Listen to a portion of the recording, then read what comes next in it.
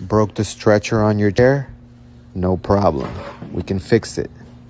Let's remove the screws from the stretcher and remove the stretcher.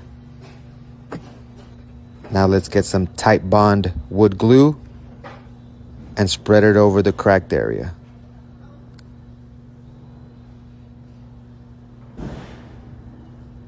Let's join the pieces together, wipe off the glue, and let's clamp it down. Let it dry as directed after clamped.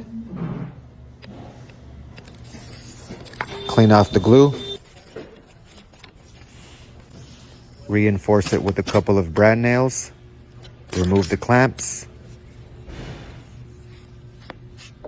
Put the stretcher back on.